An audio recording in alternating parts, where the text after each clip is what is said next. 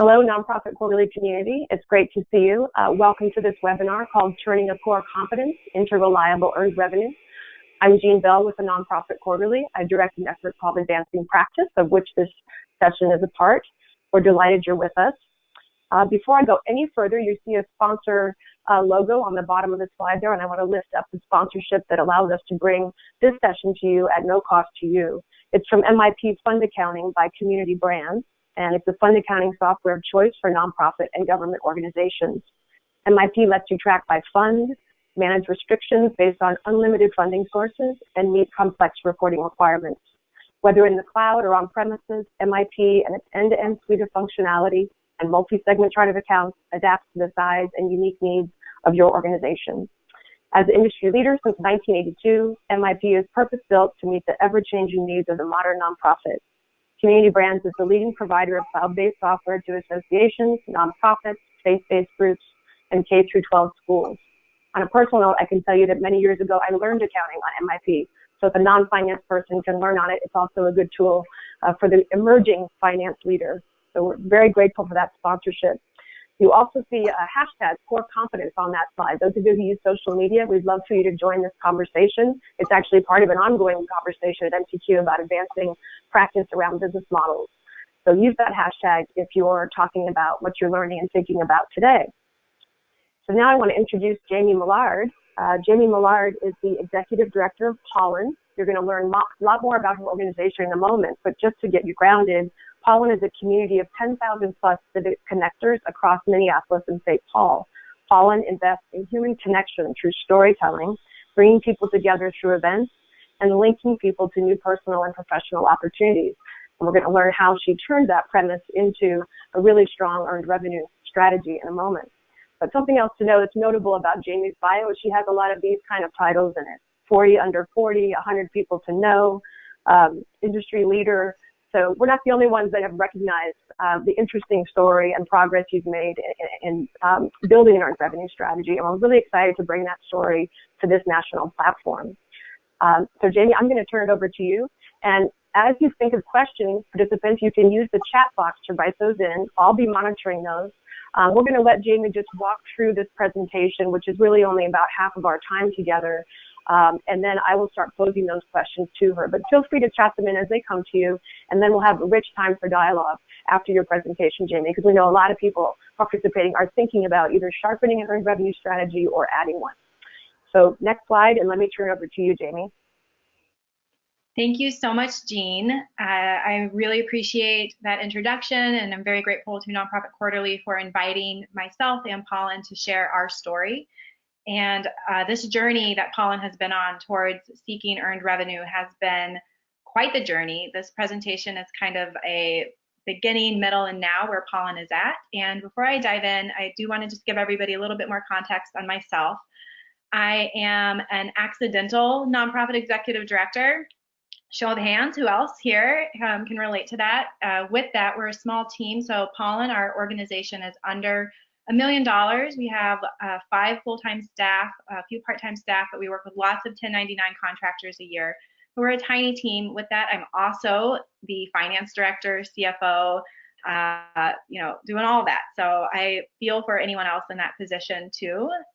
My background though is in literature, it's in storytelling, it's in arts. I'm an English major, and I care deeply about the ways that stories can transform connection-driven experiences, which is really the heart of what Pollan does, and I'm going to spend more time there too.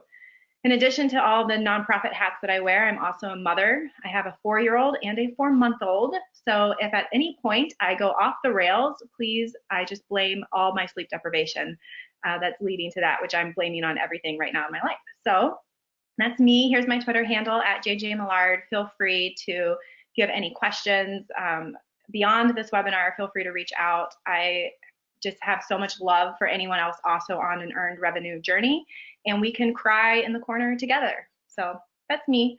Now, next slide, and I'll talk a little bit more about my organization, Pollan.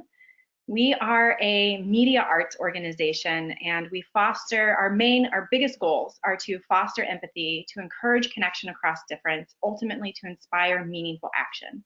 We do that through sharing the stories of individuals who are trying to change our collective story for the better. So we have a membership. We have, 10,000 individuals across Minneapolis and St. Paul and Minnesota that use our services, read our stories, come to the events that we host, that look to us as a place that is informing the topics around some of the biggest social justice issues of our time. So I'll dig in. So you can, again, there's our Twitter handle, Pollen Midwest, and our website is pollenmidwest.org. And I'll talk a little bit more about our programming because I think it's going to really, it's an important foundation for how we developed our earned revenue strategy. So if you go to the next slide, you can see this is one of our core programming in the way that we foster empathy or encourage connection across difference and help inspire meaningful action. We do that through narrative storytelling. We feature stories on individuals who are committed to defending our shared humanity. We explore the community's most pressing issues through the human eyes most impacted by those challenges, those working towards the solutions on these biggest social justice issues. And we really believe that through the individual story, through the movements that these individuals are creating, that we can begin to understand ourselves a little bit better and each other. So that's the narrative storytelling that we do. We are so, like I said, English major at heart. Almost everyone else on our staff is too. We care deeply about the transformative nature of stories and solving some of our biggest social justice issues. If you go to the next slide, another way that our programming manifests is through connection-driven experiences. So our storytelling is happening on our website. It's a digital reading experience. And then we bring that digital reading experience in person through connection events. So we have 10,000 members. A lot of those members like to show up and interact with us in events. These are not networking events, though. They are multimedia, story-driven events that bring the power of people together through narrative explorations that tackle some of those thorny issues that our stories are also tackling. Yes, a lot of networking happens because when you're in a space that is getting deep and going vulnerable and exploring tough issues in a professional setting, you're able to connect with people who are not like yourself at a much deeper level. So our events are narrative experiences. We care deeply about the role of design and art and visuals as a form of communication to unlock transcendent experiences that help us connect across difference and help us feel inspired to take meaningful action.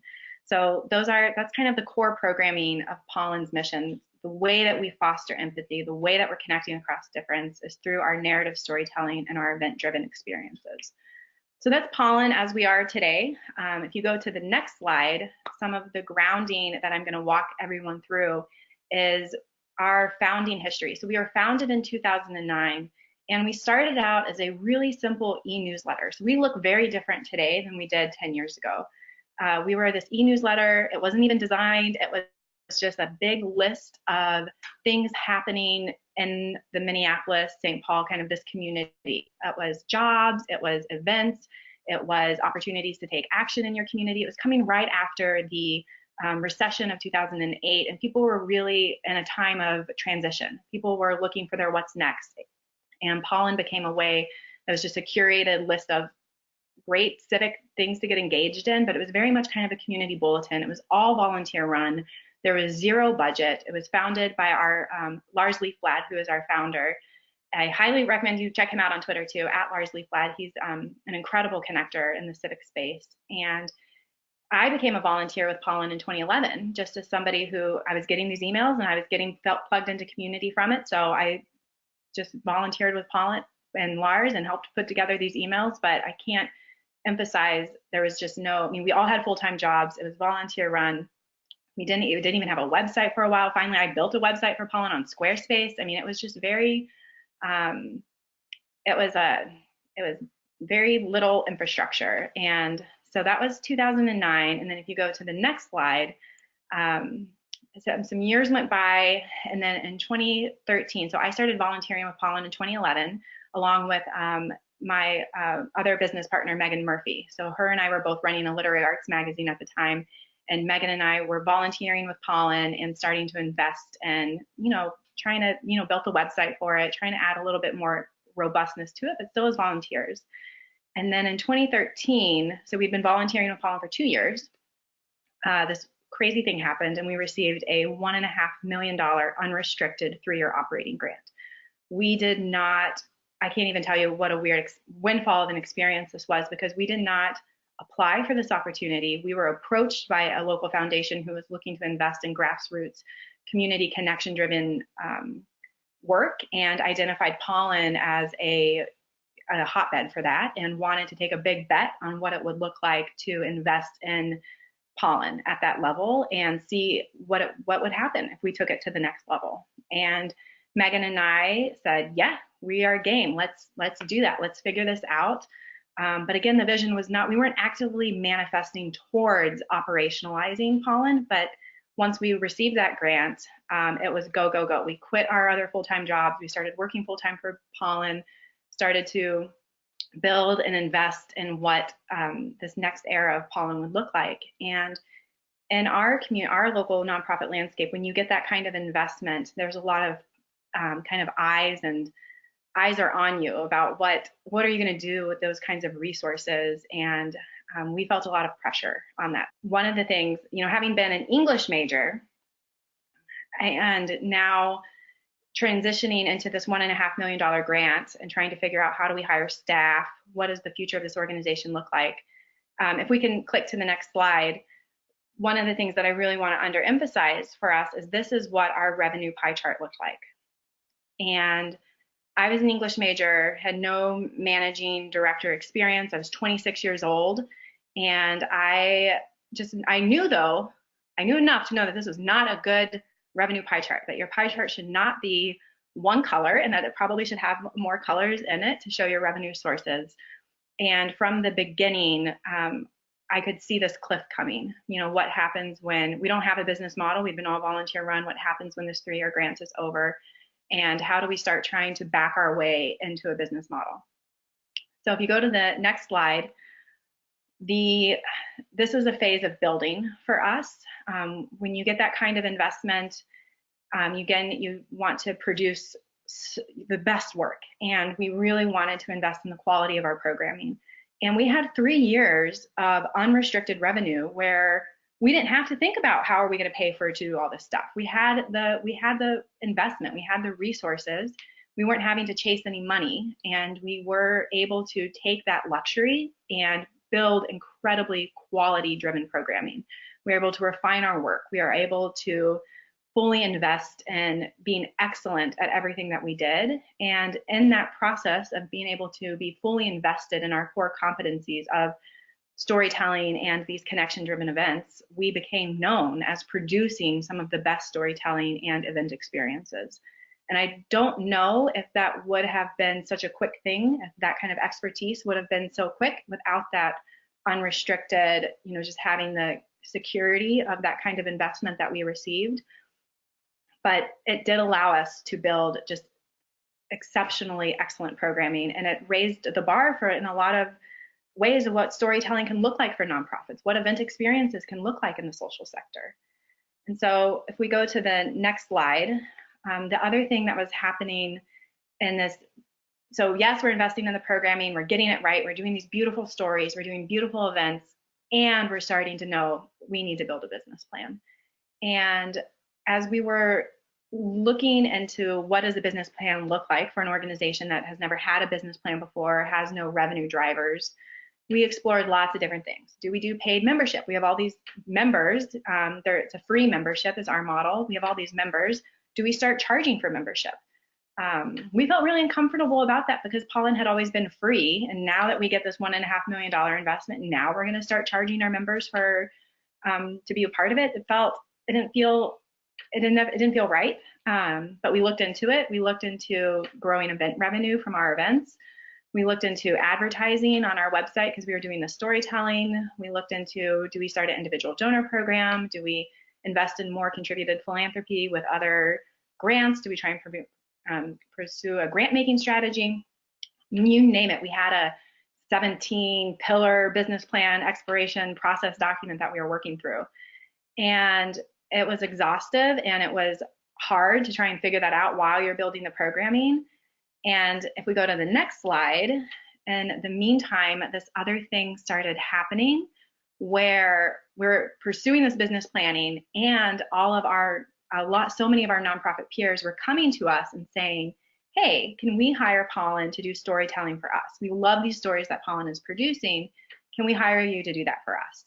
And this was really, so we got the grant in 2013, and all of this Can We Hire Pollan was happening in 2014. And over, we said, no, we don't do that for other nonprofits. We do storytelling for us. We do events for us. We're not going to do that for you. Why would we? That's what we do. That's what we want to be known for. Why would we want to share our secret sauce and our specialness with others? It was such a strange question, but it just kept happening.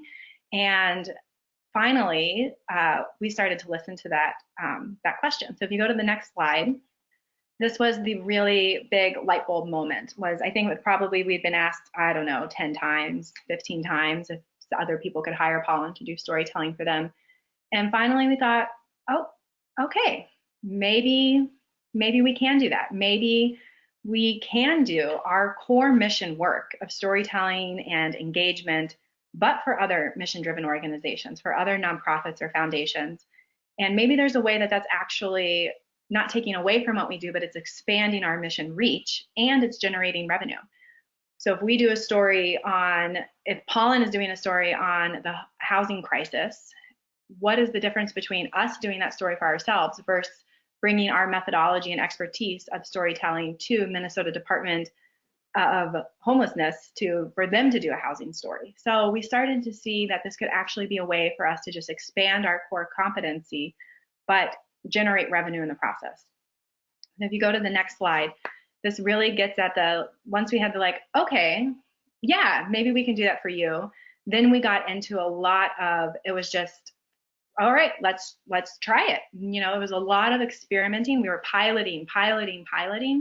And I will say it was not a intentional process. So we were not okay, let's do a landscape scan and see what the market opportunity is, and let's put a business model together for this and know exactly what our pricing should be, and here's our target kind of clients that we would want to work with, and here's the profitability of each project needs to be this. It was not sophisticated like that at all. It was very much fast, iterative. Yes, we'll try that. Okay, that failed. That was a horrible experiment. What did we learn from it? Okay, let's try this one. That one went really good. Why did that one go so great? Let's try and do more of that.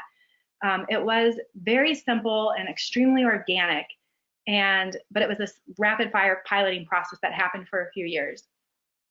And if you go to the next slide, one of the things that during this testing time period was really about 3 years. And it took us that full 3 years to figure out the pricing, to figure out what we were good at, to figure out what were our capabilities, to determine who are the right types of nonprofits or foundations that make for ideal audiences for us. And those slow learnings worked themselves into a business plan, but we absolutely learned by doing. And I just want to pause here because I think this process of okay, I think we have an idea. I think this could be earned revenue, but how do we actually turn it into a business line can look so different for every organization. And it's really important to understand what is the culture and way that your organization operates to go about that process. Are you the kind of organization that has the resources or time to be very intentional about that? Take a step back. Maybe you could hire a consultant to do these things for you before you actually start doing the projects or start generating the revenue. We were kind of cart before the horse. We were backwards on that. We started doing the projects and doing the revenue, and then learned through that by doing how to turn it into a business. And I've seen it done so many different ways. And I think just understanding what is that right process and where are you at for that is an important piece in helping to know to get it right. And there's just not a right way to do it. I don't know that Pollan would have been able to figure out an earned revenue strategy if we had tried to be super intentional about it. If we had tried to say, if we were hyper strategic about it, I don't know that it would have worked for us. It was in the learning of doing each project that really helped us understand that this would be a scalable revenue generator for us. And so that was a tricky thing. And maybe there's questions that we can dig into that piece of it a little bit more. But now, we took that 3 years to test and to learn by doing. And if you go to the next slide, 2018 is when things get really exciting. So March of 2018, we officially launched Pollen Studio. And we were really clear when we were ready to launch that we are what we're really good at, and that we are invested that Pollen, just as an organization, as a nonprofit, believes in the power of art and story and engagement to wake people up, to get our communities more invested in the most important social issues of our time. And whether we're doing that kind of art and story work on Pollen work or we're doing it on our nonprofit partner projects, doesn't matter to us. Both are equally wonderful and beautiful. One of them generates revenue that completely now funds the other side of our house. So if you go to the next slide, this is the launch of our earned revenue project, our earned revenue program, our social enterprise. We call it Pollen Studio. It's embedded on our website. There's a Hire Us tab, so people can kind of go through and see what it looks like to hire Pollen Studio. And we're really clear that Pollen Studio brings Pollen's core competency of narrative storytelling and engagement-centered events to other mission-driven organizations. This has been a very scalable model for us because there's not two sides of the house. It's the same staff that work on Pollen stories that would work on our client stories. It's the same writers that we hire. It's the same artists that we would hire. It's, the process for those two programs, it truly is such a core competency that the only difference for us is that we need to have, different kinds of client relational focused project management on the Pollen Studio types of projects than we do internally. We have project management across throughout the whole organization, but we really do bring a kind of a client focused perspective for the Pollen Studio side of the work. But it is so core to what we do as an organization that you can just hire us to do it for you. So that's Pollen's. If you go to the next slide, the other thing that I will also say about when we launched is this is kind of a screenshot from our client list page. And we were able to launch with having piloted projects with 48 different clients. And so we weren't launching with here's what we think is going to be an earned revenue strategy. We had a proven, tested, reputable product that we were able to launch with just incredible clients that had taken a chance on us during those 3 years that we were piloting. And a lot of times it was, big government organizations, other foundations, other really reputable, big, large nonprofits, small nonprofits that didn't even have comms departments, it was you name it, but we were able to launch with a really solid footing as opposed to launching from a place of, here's what we think an earned revenue strategy is going to be for us. I hope you'll take a chance and work with us now. So there was a lot of behind the scenes work that happened in order to make that launch the way it did. And so that's kind of where we were launching. We launched the earned revenue in March of 2018. We immediately, and I'll talk some about the challenges post now having been operating for more than a full year now and the public facing aspect of having this social enterprise. But so that's Pollen Studio. Now, if we go to the next slide, one of the things that I think is helpful to talk about is kind of like how to see this changing business model happening, how to know that there is a cliff coming in your business that could make you, think about turning a core competency into a revenue, earned revenue model. Realizing that the unknown in that is extremely scary, that you're absolutely building two businesses simultaneously. And I think this piece that relevancy means change. So if you want to stay relevant, whether you're nonprofit, for-profit, private sector, entrepreneur, you want to be relevant, it means you're constantly looking ahead and you're constantly being adaptive and ready for change. If you go to the next slide, for us, being able to see that we needed to change or that we were going to have to figure out this model was really clear. So on the left, I love this graphic. It helped me not sleep at night. But if you look at the left, that's our contributed revenue. So again, we had that big grant. We had it for 3 years. And then if you look in 2016, it doesn't take, even an English major can look at this bar chart of your revenue and know that change is coming and that you need to be adaptive in your business model and you need to figure out some way that cliff is coming and you've got to do something about it. And earned revenue for us was the growth model that helped us get out of that cliff cycle, that tailspin. So if you go to the next slide here, the thing that I want to just be really transparent and honest about is that meant embracing a huge deficit. I mean, you can see from that past slide what kind of deficit that would leave, that huge drop, and we weren't able to use any of that grant for operating reserves. So this meant embracing and bracing for a 4-year deficit plan, which we are still in the middle of. The deficit plan started in 2017, 2018, 2019, so we're in the 3rd year of a 4-year planned budgeted deficit to intentionally invest in our growth, understanding and realizing that transitions take time. If we had expected this new model to immediately make up for that change in our business model, then we wouldn't have been prepared for reality, and we would have, it would have looked more like failure than success. But if you are a director managing through deficits, again, we can cry in the corner together. We can start a support network. It's such a hard space to be in, but it really does help knowing that this is planned, and you have to kind of reevaluate what your success markers look like. So. For me, success might not be surplus every month, but I have other micro goals that I'm hitting that I know are going to get me out of that. And I started doing this 4-year budget planning right away. So I think my first 4-year budget was in 2016, or not 2016, 2014 was my first year of putting together a 4-year budget. And now that's my practice. So I don't build an annual budget. I'm building a 4 to 5 year financial overview that it's helping me forecast, to stay in tune to that relevancy, to stay, to see how that business model is continually adapting and evolving.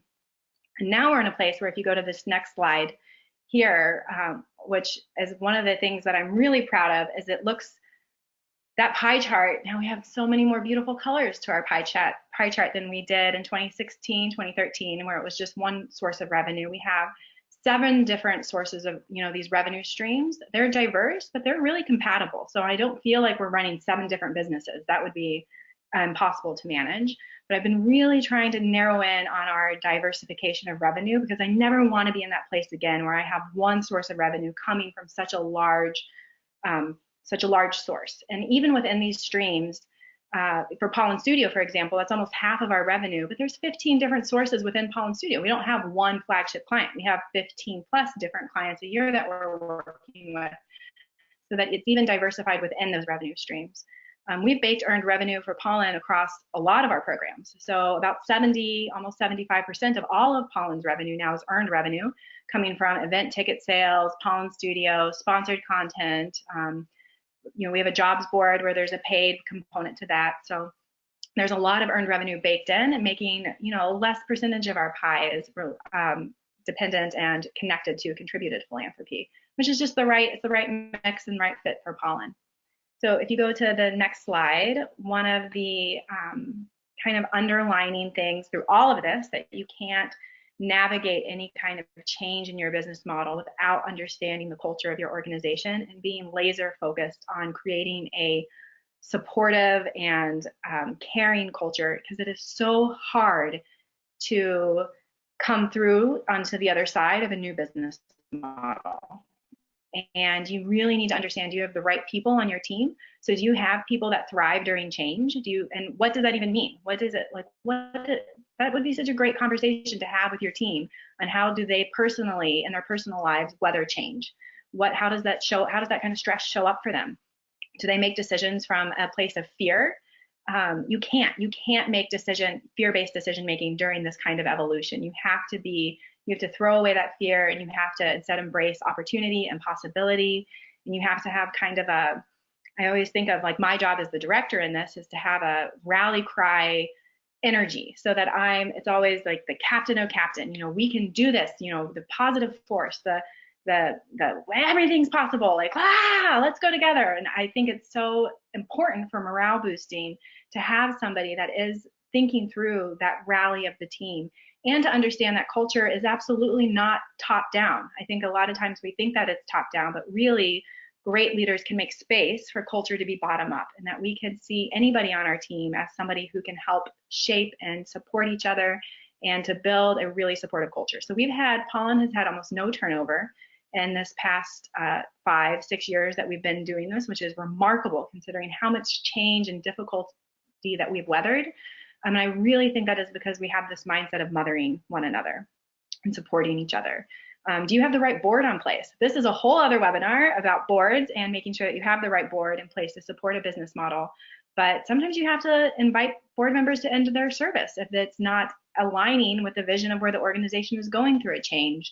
I think that it's important to make sure that you have board members with competency around the new model. So we absolutely have, creative agency for-profit minds on our board that really understand service and clients and pipeline and that kind of thinking, in addition to being very connected to our mission. So that's what I have to say about culture. It's super important to make sure that your board and your staff are in a place of trust and optimism and belief in what's possible, as opposed to coming from a place of doubt or concern or negative questioning. It's not helpful. So if you go to the next slide, one of the things that I'll end on here before we get into kind of my big takeaways and hopefully have some time for questions is, where's Pollan going from here? We've been launched for over a year now. It's making up Pollen Studio. Our earned revenue strategy is making up about half of our revenue. Right now, we are in a place of challenges of growth. I had been very prepared for what happens when we launch and nobody called, the phone stops ringing, we don't get any work, we're tail spinning. Like, I had been thinking through kind of the worst case scenarios, and I've needed to focus more on best case scenarios. And I'm grateful that I had some fantastic board members who are always, helping me, like, Jamie, this could like really blow up. Like, we need to be thinking about that. And so we are now in a phase of trying to understand that there are huge challenges that come with growth. How do we invest in our growth? What does it look like to have a line of credit where we are coming from a place of financial strength to invest in our growth, as opposed to using a line of credit to make payroll? We're not in that situation, which I'm grateful for, but was underprepared for the kind of capacity planning so that we can be in a position to say yes, and as opposed to like, oh my gosh, we don't have the staff capacity for that, because I don't want to drive our team into the ground. I don't want people to feel like they have 2 full-time jobs. We need to really make sure that we are investing in the expense that it takes to build a new and robust program. So that's where we are right now. We have a lot of challenges to figure out for that. The board is deeply engaged in that work. We constantly talk about it at the staff level, and so that's where Pollan is now, a year on the other side of having turned that core competency into our big earned revenue cash cow that is completely subsidizing the rest of the organization. And the other thing that I'll add on this is that the question that I ask myself often with having an earned revenue strategy is, how big does it need to grow? Does Pollen Studio just grow because it can grow? Could it be a $2 million line of business? Maybe. Does Pollan need it to be? I'm not sure. And the best way, I think, to understand that dynamic is, what is your earned revenue subsidizing, and how big is that deficit gap? So if we're using Pollen Studio's profit margins to subsidize the storytelling and event experiences that Pollan is doing as a nonprofit, how many of those programs do we want to do? What is the deficit of that program? Because that program's not at a place of surplus, and we're using the profits, the surplus from Pollen Studio, to subsidize that deficit. And that's really the equation that we have to figure out on how big Pollen Studio should get, is what is that surplus, that deficit that the surplus is funding. And that's kind of the growth planning work of the board right now, and it's so much fun. This little English major is understanding and enjoying this much more than I was 5 years ago, that's for sure. So just to wrap up all of that, if you go to my final slide here, is around some of my biggest takeaways in developing that earned income strategy. Is number one, just taking advantage of what you already know. We were just doing what we already did great for other people and getting paid for it. We weren't developing an entirely new way of doing something that we didn't already know how to do. So we were taking advantage of what we already know. We've been relentless about surrounding ourselves with smart people, not only on our team, but smart partnerships, people who trust us, people who were willing to take a risk and a chance on us before we had officially launched Pollen Studio and some of those projects. And this third one around finding startup capital, I think is so important, and we need to talk more about, and foundations and funders can talk more about this too. If you're trying to evolve your business model and develop a new way of earning revenue, which is developing a new business model, we have to fund that. It takes capital. We had an unrestricted 3-year grant from a local foundation that helped fund that. That's a huge, what that has done. You know how you have to answer that question on grants, like, how are you going to make this a sustainable, a sustainable investment and not come back and ask us for more money next year? Funding startup capital to invest in this kind of revenue development is one way that we as organizations can really start to be more free with our thinking, maybe we have to invest that in ourselves with a line of credit. Maybe we have to use our reserve to do that, but it absolutely takes capital. And then this final note here, which I absolutely think is by far the most important of everything, is loving and take caring of your people. It's important that we have renewal built into the way that the way that we create, that we are well paid, that we have time off, significant amount of time off to spend time with our family and connecting with our values, and that we connect as a team. You know, I always joke that the second biggest line item of expense at Pollen is staff food. You know, us ordering food together, eating lunches together, spending dinners together, just thinking about what does it look like to have a matriarchal culture. That's my language that I use here for Pollen, but thinking through the way that we love and take care of our team and how that is a collective atmosphere. So those are my 4 biggest takeaways. I could just keep going on and on. I feel like that was a whirlwind, but I'm happy to dive in now to some questions. Amy, thank you. There's so much insight and entrepreneurial kind of spirit in that. And we have a lot of questions, so thank you for keeping it to what you projected, because we were going to use these full 25 minutes to talk about people's questions. Let's first talk about just a couple of quick technical issues. Pollen is part of the 501c3 structure. Yep. It's not a separate business. Yeah, same board. Everything is 501c3. Okay. Pollen Studio is just its own cost center. Got it. And there are therefore tax implications because this is your mission-focused work?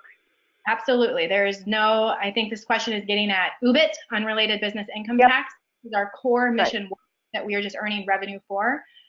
So I think that it's, you know, an understanding of UBIT or any of that is really critical. It's one of the #1 things that come up when people start to develop social enterprise or hear earning money. There's a lot of fear mongering around unrelated business income tax. And so in the very early days of Pollen Studio, I had to do a lot of educating with my board of directors, and we banned UBIT from being talked about. Like, we were like, we put that to bed now, move forward. This is core mission work that we're just earning money on. Fantastic, great. So now there's a lot of questions about pricing, what it was like to begin charging other nonprofits. Did you use a sliding scale? Did you stop doing free events? Like, how did you develop your pricing model? Oh, it was so hard. We looked at how much these services would cost in the market. So if you were going to hire an ad agency or a storytelling agency or a communications agency to do this for you, how much would that cost? And then it was really important that we did charge below market rate because we are a nonprofit. And so we looked, you know, so our hourly rate is below, significantly below, probably 50% less than what our competitive for-profit agencies would be charging for the same kind of storytelling work.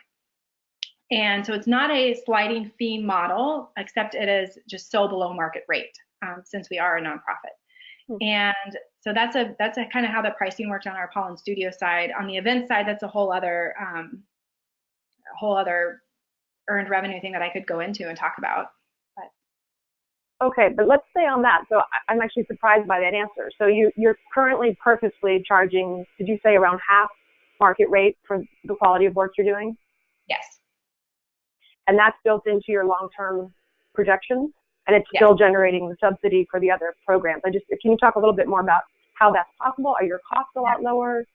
How are you making that happen? I actually think that our costs are probably higher than our agency for-profit competitors. We aren't driven by the same need to have the profit margins that we need are much less than what our agency competitors need, because we're not, I've worked at an agency, like I have, opinions about that, but so we know what we need to make to be profitable, to subsidize those programs. We pay, we're really clear about the expenses that it takes to make that work happen. I think that is one failure that happens when developing new earned revenue, is not having a really smart understanding of the expenses. So you might think that it's profitable, but it's actually maybe not.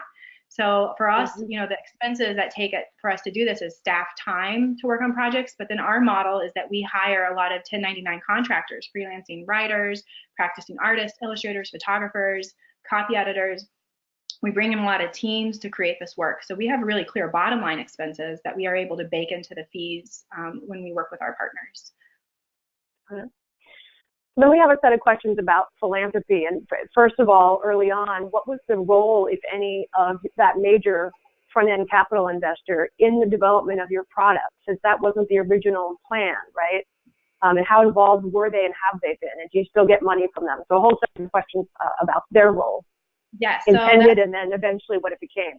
Mm-hmm. Absolutely. So it's the Bush Foundation. I think that they are a leader nationally in what it looks like to partner with organizations in unrestricted funding to do. The president of the foundation, Jennifer Ford-Reedy, really believes in taking big bets and big risk. And that's absolutely what it was. It was a big bet on Pollan. It was a big bet on two 26-year-old young women who had never managed an organization before. If you look at how you start taking risk to do philanthropy differently, that's a great model for it. You know, we didn't have to even do a grant application. So I think that there's something to be said there in that risk that they took. And then there was partnership throughout every step of the way. So we were meeting with Bush Foundation sometimes monthly, definitely at least quarterly, to here's what we're thinking for our programming. What do you think on this? They made their whole team accessible to us, you know, a 40+ staffed team. I was able to meet with their CFO regularly to review our business modeling, the plan, what does this look like? Jennifer Ford-Reedy was really clear from day one that, you know, neither her or us, we didn't want this to be an experiment. We wanted to be able to get to a place of sustainability and stability for the organization. We didn't want, you know, the next day after that 3-year grant ended to be like, hey, actually we need to continue the grant. You know, that wasn't the plan. We wanted to be able to use it as a startup capital to create something and to be generative and to figure out a way forward. We do still receive funding from them. We receive, they have an ecosystem grant that lots of 40+ different nonprofits apply for and get a year, and we're one of the grantees of that ecosystem program. So and they are our only major foundation funding right now. So we have very small contributed philanthropy as part of our revenue mix, but Bush Foundation is still an incredible, one of our main partners across all of our storytelling and event programming. We weren't incubated by them, you know, we were our own entity for sure, but they've been just the kind of partnership that we received from them from a funder is what I would just, if I had a foundation magic wand and could wish it upon every nonprofit I know, I would wish that for them. It sounds like a benign venture capital framework. Yes.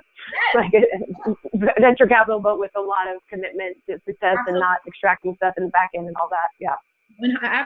Absolutely. And Bush Foundation actually does a lot of analysis and learning from venture capitalists and social impact investing. And it's how the direction that they think in, for sure. Right. So we've got some questions about, you mentioned that sometimes you have to invite board members out of the picture when they're not maybe with you on where you're taking it. And I don't know, you said there wasn't a lot of turnover at the staff level either, but we have some questions about how you were along the way assessing that commitment, assessing people's readiness to work with clients, for instance. That must have been intensifying and ongoing as it got bigger. Can you talk a little bit more about that experience for you as a leader and some of your lessons learned there? Yeah. You know, at the board level, I will just say I learned that it's so important for an executive director to be continually painting a picture for the board about where the organization is going. I try to use every board meeting as an opportunity to analyze that cliff. You know, here's the state of the ecosystem right now for Pollan, and here's where it's going. Constantly, you know, and I know a lot of people believe that boards should be setting the strategic vision, and that's the role of the board, is to set the strategic vision. I don't quite see it that way. I really think that it's a board's role to support the staff's vision and it's our job to make sure they understand what that vision is and that they can see it. You know, we're the ones day to day that are in it. And for those first 3 years, every time I talked with a board member, this grant is ending. Are we prepared for this grant ending? What is the new model? That was the big strategic meaty thing that the board was working on. And they were really clear that that was their job to figure out. And if at any point, once we started to narrow in on what that vision was, and that earned revenue and Pollen Studio was going to be the thing that could get us out of that hole, if a board member wasn't excited about that or didn't think that was the right direction for us, there's only so much you can go through having that person at a meeting, those people at a meeting, bringing that down. And so I do think that directors have more power in shaping the conversation at the board. We're not held hostage by these volunteers that are on our board. If we can effectively, they should be there in partnership with us in what we're trying to build. And I needed every moment and every energy of those meetings to be going in a productive way, or we didn't have time. We didn't have time to be kind of going back down. Once we was like, this is the direction, we have to go, and everything needs to be focused on that direction. So I think that was sorry, can you speak to what you talked about UBIT and, that being sort of, you have to put a dollar in the jar, I have to use that term again, kind of moment at the board level. But were there other core fears, just because I think for the participants to think about what they might anticipate if board members or even staff that are currently feeling pretty aligned were to go down this process? Like what came up from people that scared them or turned them off? Yeah, I mean, there's so much, I think there was a lot of fear around. So at the same time, we'd also been in 2015 launched an individual donor model too. So we don't have paid membership, but we get a lot of individual donations. And is there fear around if we launch an earned revenue model, people start to see Pollan earning revenue to do this work, that people will stop donating to Pollan? Will foundations want to stop investing in us? Will people? So there was a lot of discussion, I think, of fear around that, and we just had to really hold firm that not to go into that scarcity mindset thinking. Like, yes, we can strategically prepare our key messages and conversations for that, but if we are producing great work and we are invested in our mission and we're invested in our members, we believe that there is value there, and to instead believe in the yes of the value as opposed to the fear of the what if that, that fear side. So trying so hard to not give into the fear possibilities and lean into the mindset of opportunity and believing in the value that we're providing.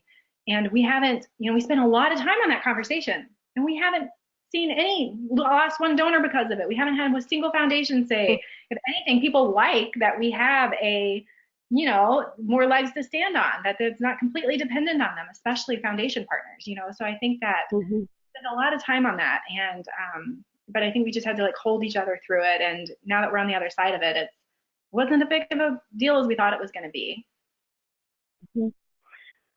Thank you for that. The other thing I love about your story is this planned deficit thing. We're riding along with your story and your beautiful slides, and we're thinking now they're rocking and rolling, and then you tell us we're rocking and rolling, but it's a long game, and that you have these micro goals, I think you call them, or maybe those are like lead indicators, that your 4-year projection, which I'm sure is kind of rolling and chewed up as things evolve, but is still on track, and that you should still be spending money at the level you are. It's still going to return that much money eventually. I don't want to drill down too much into the weeds, but I'm just curious if you can give an example of one of those micro goals. But what are the things, the levers, the indicators you're watching as you're playing this long game to get this thing right-sized? Yeah.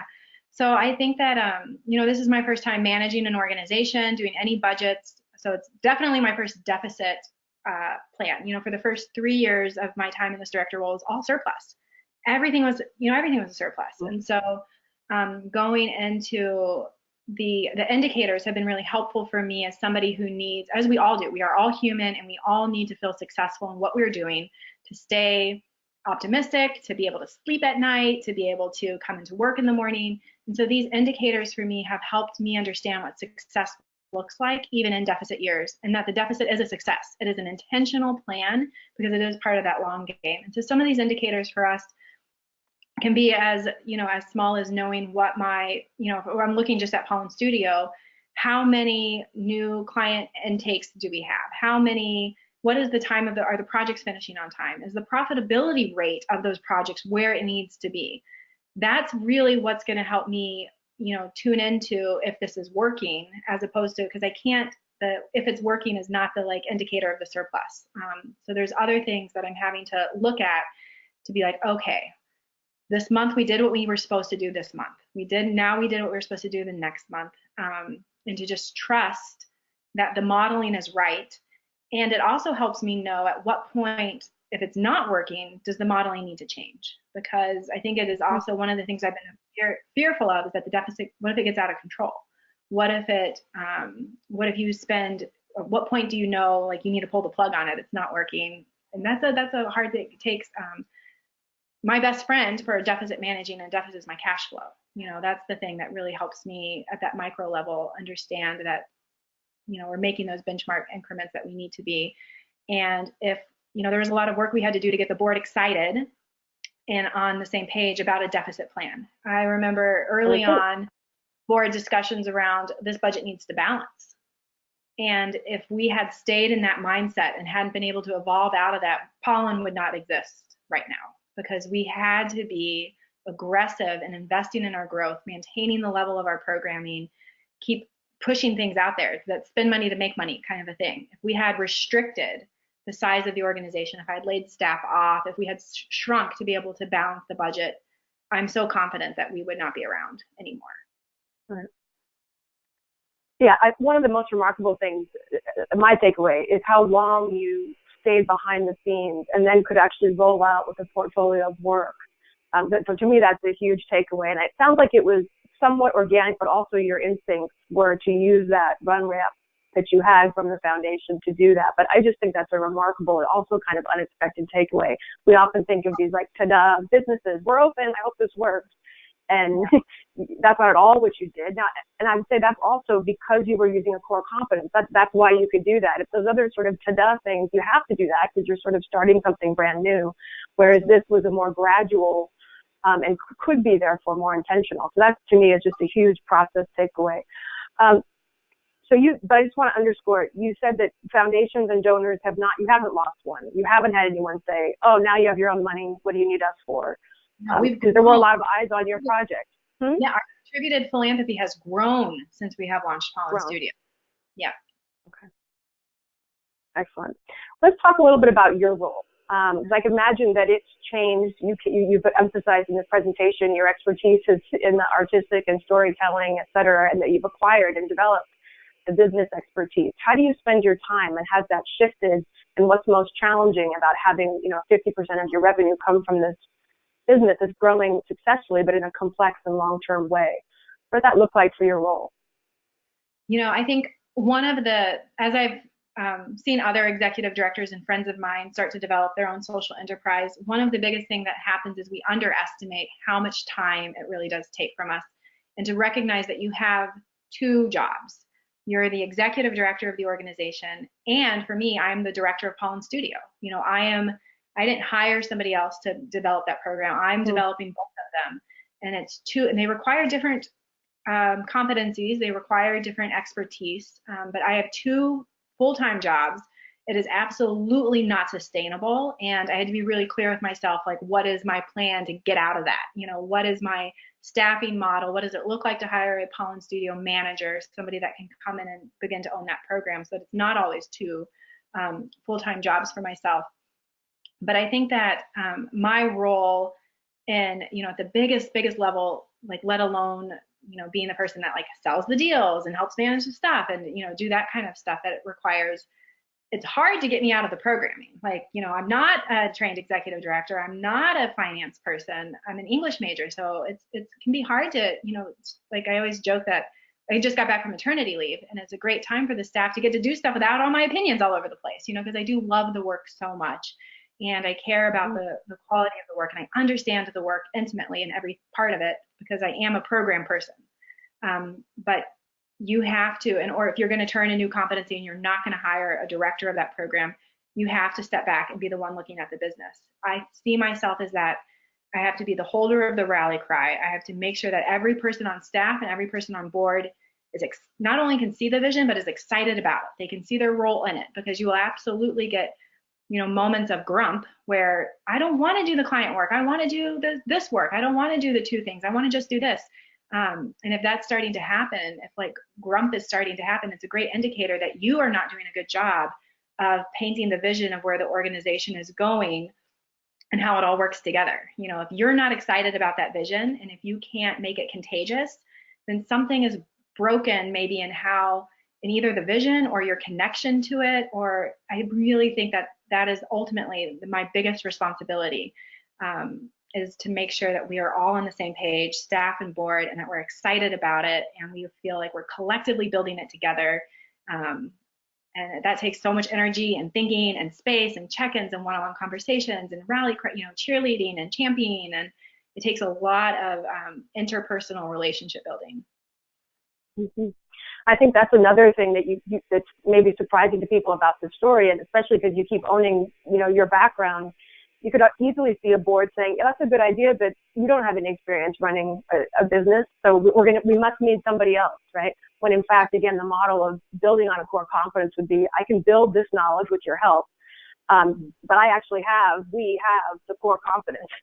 Let's not go out and fire a business person who doesn't have that core competence to run a studio. Let's bring people around us who can help me get up to speed with the business, help us get up to speed with the business. I think that's a different path than some people might propose to take. Oh, you just you nailed it on the head. It's so perfect. We can make stories until we're blue. Like, that is what we can do. I can go in, I can hear what your organization is doing and needs and know exactly what is the story opportunity. It's the core competence. And I had to do a lot of soul searching and work to make sure that my board was supporting me on that business side, and that I signed up and I took finance training. I was in a cohort of I met regularly with mentors and peers. I would bring I don't go anywhere without my business plan in my bag. It's in my purse right now. I could pull it out in any meeting and I will be just completely not afraid to be like, what do you think of this? What's your perspective? Trying to just always surround myself with people that had, I didn't want to, I'm very clear about what my strengths are and investing in my strengths, not trying to invest in my weakness. And getting this kind of grant and opportunity at 26, also, like, imposter syndrome is at the foundation of everything that I do. So it's just not, even being invited to do this webinar, it's like, who am I to speak on earned revenue and business models? I'm an English major that loves storytelling. And I have to constantly, remind myself that it's smart people that have helped make up for those other areas. And I'm lucky that I was never, I've had nothing but people reinforce that for me, as opposed to say, who are you to do that? Yeah, and that is fortunate, of course, but it's just, there's so many things in your story, Jamie, that I hope people are taking away. And at least for me, one of the big ones is the thing of building off a core competence means that you can start with that optimism, that clarity. You can see it. Even if you haven't done it before, you can see it. You know what clients want, whoever the customer is. So there's so much there. And then getting the people around you who are going to share that optimism, but also bring the business savvy that's relevant to your business to board service. So I really appreciate you sharing the story. We're out of time now, but it's been wonderful. And certainly you win prettiest slides of any MPQ presentation ever, which would make sense. And as always, we want to thank you for participating, remind you that we appreciate your support as participants in the MPQ community. And I'll also let you know that this is the first of several what we're calling business model bright spots that build on the conversations we had last year during that series, which you can still access on our website. The next one we're going to do in June, you'll get an announcement about it, is about getting really large with a social justice fundraising context. And we're going to be talking to a vice president of the Community Coalition in South Los Angeles about how they built out their individual giving program, their member program, a capital campaign by staying really place-based and community-based. So that's going to be another business model bright spot coming in June. Jamie, again, thank you so much, and thank you to all who participated in this fabulous discussion.